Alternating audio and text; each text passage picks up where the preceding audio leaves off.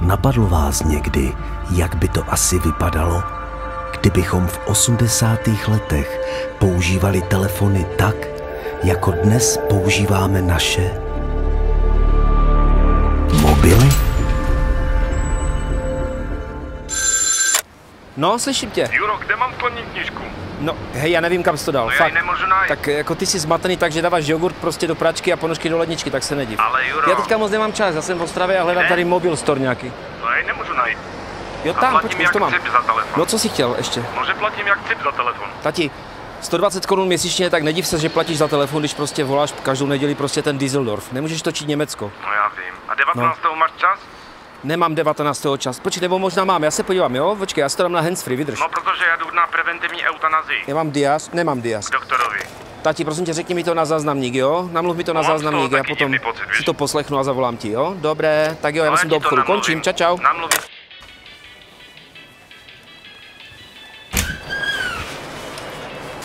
Dobrý.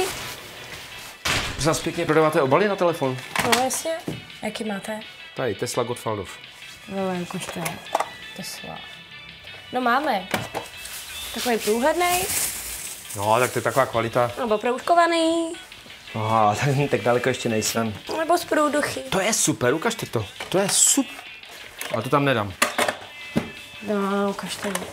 Kde to má konektor? Aha. Víte co? Ještě tu mám takový Co? echo od Armaniho. No, tak já na ten Green Deal moc nejsem. No. Tak ještě mám tady outdoorovější. To typ. je super, ukažte to.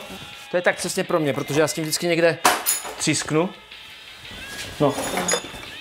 Aha, a opravujete i telefony? No, jasně. Víte co, já jsem včera celý den přemýšlel, kde se tady nastavuje režim nerušit.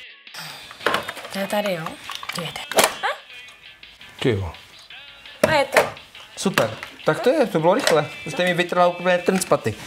No tak já zaplatím teda tady ten obal a tu opravu. No, takže dohromady to je 1530 dohromady i s tou manipulací, jo? S tou. 100, jo. No. No a já jsem zapomněl peněženku v autě. Tak si pro ní skočte, ne? No a tak nemůžu třeba zaplatit telefonem nebo tak nějak? Jo, klidně. Super. Tak tady máte, děkuju moc. Mějte se hezky, naschle. Naschle, měj se.